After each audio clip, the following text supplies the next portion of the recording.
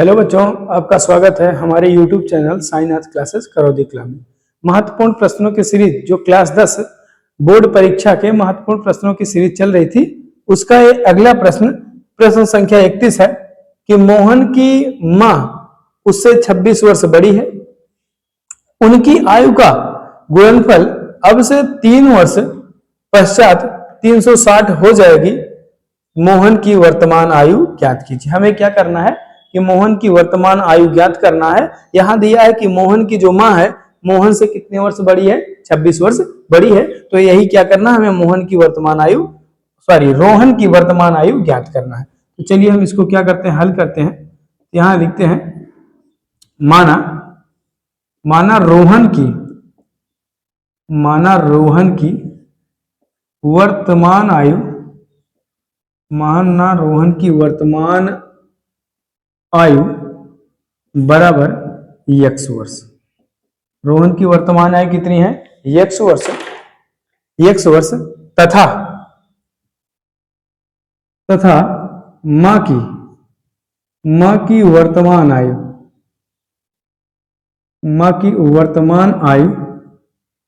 आयु बराबर x plus 26 वर्ष। ध्यान देना है कि यहां कहा है कि रोहन की मां की आयु उससे 26 वर्ष बड़ी है, यानी रोहन से 26 वर्ष क्या है, उसकी मां बड़ी है। अगर रोहन की आयु हमने x माना है तो उसकी मां की आयु कितना होगा, x प्लस 26, यानी 26 हमें क्या करना, रोहन से ज्यादा करना। आगे कह रहा है कि उनकी आयु का गुणनफल अब से 3 वर्ष पश्चात 360 हो जाएगी। देखिए वर्तमान से 3 वर्ष बाद, पश्चात का मतलब क्या है, बाद, यानी 3 वर्ष के बाद दोनों की आयु का गुणनफल हम करेंगे तो कितना हो जाएगा, 360। तो यहां लिखते हैं 3 वर्ष बाद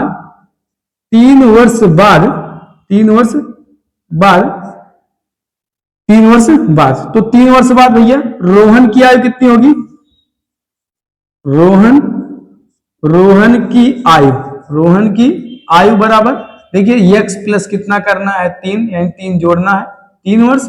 और मां की आयु बराबर कितना हो जाएगा, x प्लस 26 में आप 3 जोड़ोगे तो 29, x प्लस 29 वर्ष। यहां तक तो क्लियर है, आपको समझ में भी आ रहा है कि 3 वर्ष बाद जो है, 3 वर्ष बाद का मतलब दोनों में हम 3-3 साल क्या करेंगे, जोड़ देंगे। अब 3 वर्ष बाद उनकी 3 वर्ष पश्चात का मतलब बाद ही होता है। 3 वर्ष पश्चात उनकी आयु का गुणनफल, देखिए उनकी आयु का गुणनफल 3 वर्ष पश्चात कितना होगा, 360। तो चलते हैं कि 3 वर्ष बाद इनकी आयु का हम क्या निकालते हैं, गुणनफल। तो यहां करेंगे तो गुणा करेंगे, देखिएगा x प्लस 3 ये हो गया, गुणे x प्लस 29 ये बराबर कितना आएगा आपका, 360 दिया है प्रश्न में, 360। तो गुणा कर लीजिए आप, इसका गुणा करोगे, x का गुणा x में करोगे तो x स्क्वायर, प्लस x का गुणा 29 में करोगे तो 29x आया, फिर प्लस 3 का गुणा x में किए तो 3x आया, और प्लस 3 का गुणा 29 में करेंगे तो 3 9 27 के 7 हासिल लगा, कितना 2, 3 दूना 6, 6 2 कितना हुआ 8, 87 बराबर 360 आ गया। ठीक है, इसको थोड़ा सा और सॉल्व करिए। x स्क्वायर, देखिए 29x है यहाँ पे और यहाँ पे 3x है, तो 29 और 3 कितना होगा, 32x हो गया, 29 3 कितना आ गया, 32, और प्लस 87। देखिए हमारे पास क्या है, यहाँ 360 है, एक प्लस में है तो इधर ले आएंगे, क्या होगा माइनस, तो माइनस 360 बराबर कितना हो गया, 0। ठीक है, अब ये बन गया x स्क्वायर प्लस 32x, देखिए यहां पे देखिएगा माइनस 360 है और प्लस में कितना है, 87, यानी माइनस ज्यादा है और प्लस क्या है, कम है। तो जो चिन्ह ज्यादा है वही, जो संख्या ज्यादा है उसके साथ जो चिन्ह है वही लिखेंगे। तो यहाँ कितना है, माइनस ज्यादा है। अब 360 में से 87 को हमें घटाना है।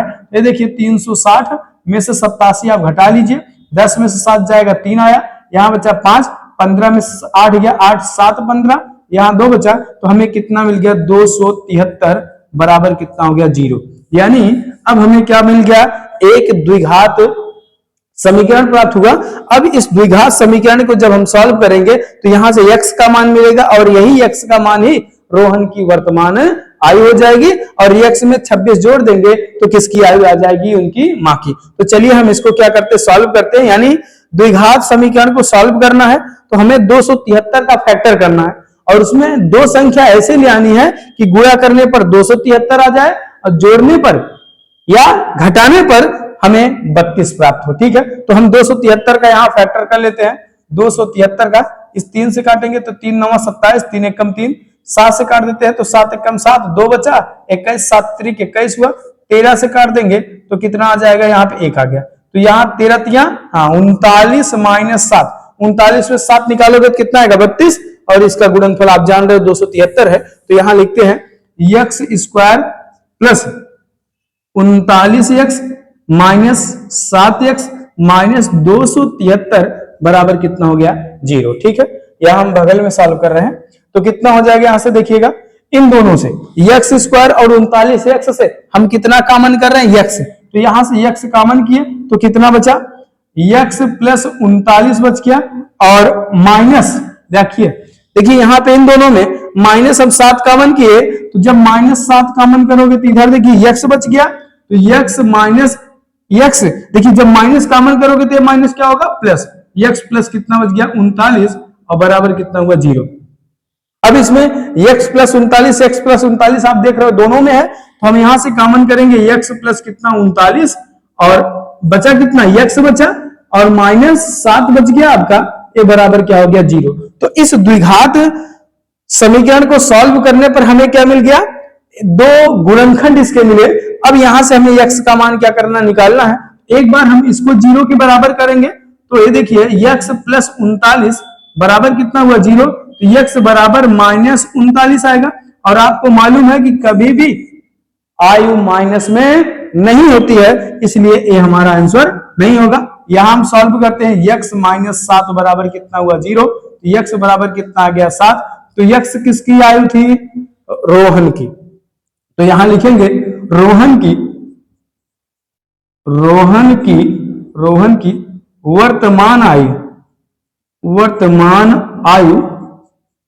वर्तमान आयु बराबर 7 वर्ष। ठीक है, तथा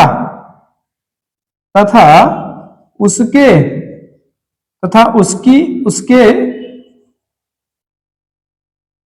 मां की आयु बराबर, तथा उसकी मां की आयु बराबर x प्लस कितना है, 26।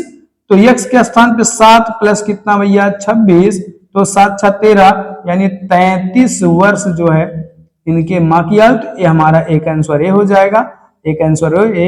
इस तरीके से यह क्वेश्चन हमारा पूरा हो गया है। हमें आंसर कितना है, रोहन की वर्तमान आयु 7 वर्ष और उसकी मां की वर्तमान आयु कितना, 33 वर्ष। तो इस तरीके से यह क्वेश्चन क्या है, कंप्लीट होता है। चलते हैं अपने अगले क्वेश्चन पे। प्रश्न संख्या 32, यदि समीकरण kx square plus k minus 1x minus 1 बराबर 0 के मूल समान हो तो k का मान ज्ञात करिए। यहां क्या कह रहा है कि एक समीकरण दिया है जिसके कैसा समीकरण है, ये भी आप जान लीजिए, द्विघात समीकरण है, क्योंकि इसकी सबसे बड़ी घात क्या है, 2 है। तो इसके मूल समान है, यानी जो भी द्विघात समीकरण के 2 मूल प्राप्त होते हैं, दोनों मूल क्या है, बराबर है। तो उस समय हमें क्या बताना है, k का मान। तो आप भी जानते हो कि जब किसी भी द्विघात समीकरण के 2 मूल क्या है, समान है, उस समय विविक्त कर का मान क्या होता है, 0 के बराबर होता है। तो चलिए हम इसको क्या करते हैं, सॉल्व करते हैं और k का मान ज्ञात करते हैं। तो समीकरण kx square plus k minus 1 x और माइनस 1 बराबर 0। अब यहां मानक समीकरण ax square plus bx plus c बराबर 0 से तुलना करने पर, ठीक है, क्या कर रहे हैं हम, तुलना कर रहे हैं। जब तुलना करेंगे तो a का मान कितना आएगा, देखिए x स्क्वायर से कैंसिल, a बराबर आ गया k, और देखिए x से कैंसिल होगा तो b बराबर कितना आएगा, k माइनस 1, और c बराबर कितना आया, माइनस 1। देखिए यहाँ प्लस है तो हम कंपेयर कर रहे हैं, प्लस है तो c का मान कितना आ जाएगा, माइनस 1। अब यहाँ क्या कह रहे हैं कि मूल समान है तो k का मान, तो अभी हमने जस्ट बताया कि भाई मूल समान है, विविक्त कर का मान किसके बराबर होगा, 0 के बराबर। तो यहाँ निकालते विविक्त कर d बराबर क्या होता है बी स्क्वायर माइनस 4ac। तो इस विविक्त कर का मान क्या है 0 है, यानी बी स्क्वायर माइनस 4ac बराबर किसके हो जाएगा 0 के। कब? जब मूल्य समान हो तब। ठीक है, तो यहां से हम लिख सकते हैं बी स्क्वायर, देखिए ये माइनस 4ac उधर जाएगा तो बराबर 4ac हो गया।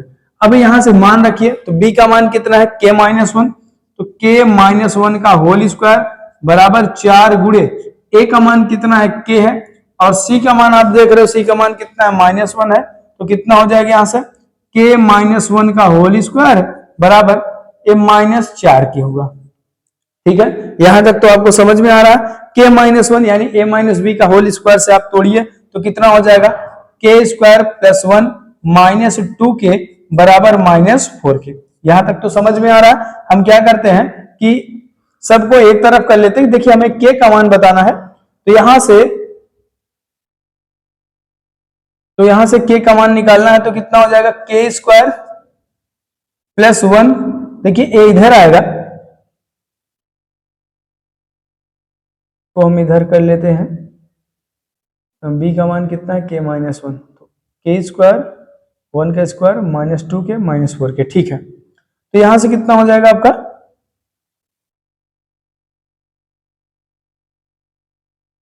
तो यहां से आपका आ जाएगा माइनस 2k और प्लस 4k बराबर कितना हो गया 0। तो हो गया यहां से k स्क्वायर, देखिए माइनस 2k प्लस 4k तो प्लस 2k और प्लस 1 बराबर क्या हो गया 0। यहां भी हमें क्या आया k के रूप में द्विघात समीकरण आया है, तो हम क्या करेंगे इसे जो है सॉल्व करते हैं। तो यहां देखिएगा तो कितना हो जाएगा k square plus k plus कितना हुआ 1 हुआ। ठीक है, तो यहां कितना बराबर कितना हो जाएगा 0। इन दोनों से k कॉमन करेंगे तो k माइनस k प्लस 1 होगा, और प्लस इन दोनों से 1 कॉमन करेंगे तो k प्लस कितना होगा 1 बराबर यहां कितना आ गया 0 आ गया। ठीक है, यहां 0 आ गया, तो यहां देखिएगा तो एक में हो जाएगा k प्लस 1 और दूसरे में भी कितना बचा k प्लस 1 बराबर कितना 0। यहाँ k प्लस 1 का क्या होगा ये 2 बार गुणा, तो k प्लस 1 का होल स्क्वायर बराबर है 0 आया। देखिए ये होल स्क्वायर है ना, इधर 0 पे करेंगे तो आ जाएगा k माइनस 1 k प्लस 1 बराबर कितना 0। ठीक है, तो k बराबर कितना हमें मिल गया -1, तो यही k का क्या हो गया मान। तो ये आपका सवाल क्या हो गया कंप्लीट हो गया। तो चलते हैं अपने अगले क्वेश्चन पे। प्रश्न संख्या 33 है, यदि समीकरण kx ब्रैकेट में x माइनस 2 प्लस 6 बराबर 0 के मूल समान हो तो k का मान ज्ञात करिए। अभी हमने पिछला सवाल बताया प्रश्न संख्या 32 में, वहां भी क्या कहा था कि मूल समान है तो k का मान बताइए। तो हम क्या किए थे विविक्त कर का मान 0 के बराबर कर दिए थे और हमने k का मान ज्ञात किया था। तो पिछले में आप जान रहे हो कि कैसे हमें सॉल्व करना है। लेकिन यहाँ पे क्या देखना है कि वहां पे द्विघात समीकरण दिखाई दे रहा था, लेकिन यहाँ द्विघात समीकरण आपको दिखाई नहीं दे रहा है, तो हमें क्या करना है पहले इसे द्विघात समीकरण में परिवर्तित करना है। तो यहाँ चलते हैं सॉल्व करते हैं इसको। ये देखिएगा, देखिए के एक्स ब्रैकेट में x माइनस 2 और प्लस 6 बराबर कितना हुआ 0 हुआ। तो हम जब इसका गुणा करेंगे तो के एक्स स्क्वायर हुआ, इसका गुणा यहां करेंगे तो माइनस 2kx प्लस 6 बराबर 0। अब क्या मिल गया आपको द्विघात समीकरण मिल गया कि नहीं। तो हम क्या करेंगे मानक समीकरण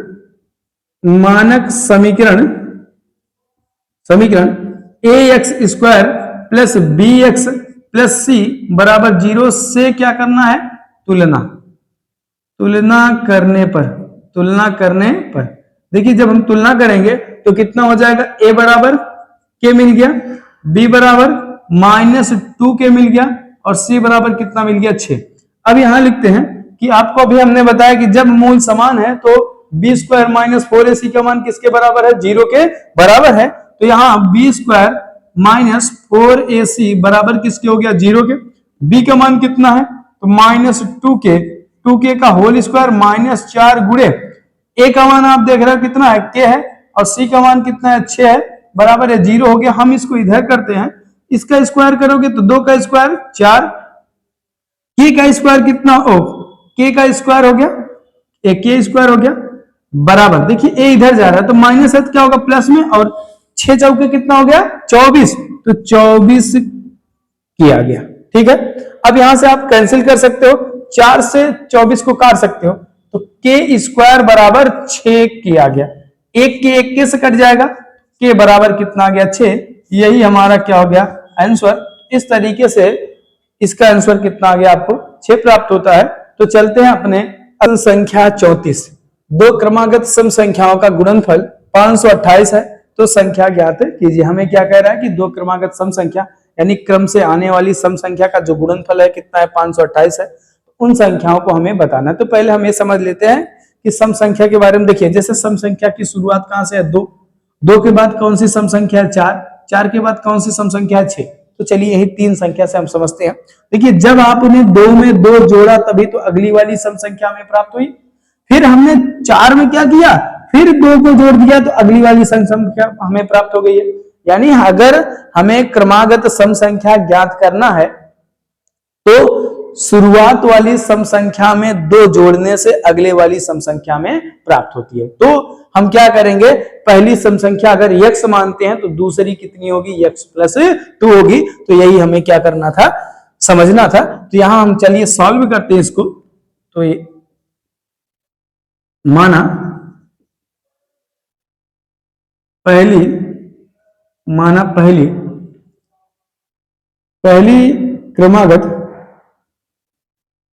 क्रमागत सम संख्या बराबर x तथा दूसरी क्रमागत सम संख्या बराबर x प्लस 2 है। ठीक है, तो अभी हमने जस्ट बताया कि क्रमागत सम संख्या माननी है। अगर आपको पहले मालूम है तो दूसरी ज्ञात करना तो 2 को जोड़ना है। तो पहला हमने क्या माना, x माना, दूसरा x प्लस 2 है। अब क्या करें, इन संख्याओं का गुणनफल यानी प्रश्नानुसार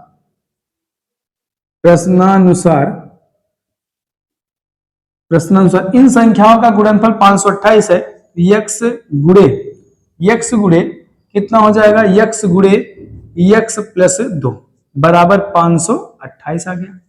x गुणे कितना आ गया, x प्लस 2 बराबर 528 है।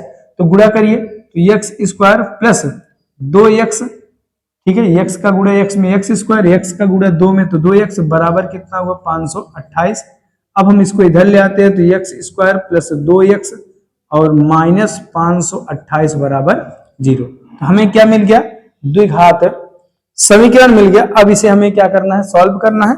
यानी 528 का फैक्टर करिए कि ऐसी दो संख्या ले आइए कि गुणा करने पर 528 है, जोड़ने या घटाने पर हमें 2 आए। तो यहां हम चलिए फैक्टर करके निकालते हैं। 528 है, 2 से काटिए, 2 दूना 4, 1 बचा। यहां हो जाएगा कितना आपका 12, 2 छक 12, 2 चौक 8। फिर आप 2 से काटिए, 2 1 कम 2, 2 3 6, 2 दूना 4। फिर आप इसको किससे काटिए, 2 से काटिए, 2 छक 12, 1 बचा, 12 हुआ, 2 छक 12। फिर आप इसको 2 से काटिए तो 33 दूना 66 होगा। फिर आप 3 से काटिए, 3 से 11 आ गया। फिर आप 11 से काट सकते हो तो 1 आ गया। ठीक है, तो ये हमें क्या मिला, इसका फैक्टर मिला। हम यहां से पता करते हैं कि कौन कौन सी संख्या हमें बन रही है। तो देख लेते हैं, 11 तिहाई 33, 33 है। 2 दूना 4 दूना 8 दूना 16, तो 16 है। और 16 और 33 में कभी 2 हो नहीं सकता, तो इसका मतलब ये नहीं है। यहां देख लेते हैं, 2 दूना 4 दूना 8 और 8 3 कितना हुआ 24, तो 24 आ गया। और 11 दूना कितना हुआ 22। तो अब तो हमें मिल गया ना कि हमें कौन सी संख्या मिली, एक 24 और एक 22। तो चलिए हम इसी को क्या करते हैं, यहां पे लिखते हैं। तो क्या हो जाएगा, एक्स स्क्वायर प्लस 24x और माइनस 22x और माइनस 528 बराबर कितना हुआ 0। अब इन दोनों से आपको क्या कम कर रहा है, इन दोनों से हम x कॉमन करते हैं। x प्लस ये 24 आ गया और माइनस यहां क्या कॉमन करते हैं, 22 कॉमन करते हैं, तो हो जाएगा x प्लस कितना 24। ठीक है, बराबर कितना आ गया 0। अब इन दोनों में आप देख रहे हो कितना कॉमन है, x प्लस 24 कॉमन है।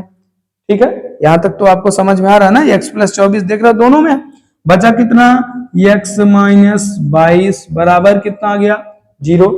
अब हम इस गुणनखंड को अलग अलग क्या करते हैं, 0 के बराबर करते हैं। ठीक है, तो यहां देखिएगा x प्लस 24 बराबर 0, तो x बराबर -24, और कभी भी सम संख्या माइनस में नहीं है, इसलिए ये हमारा आंसर नहीं होगा।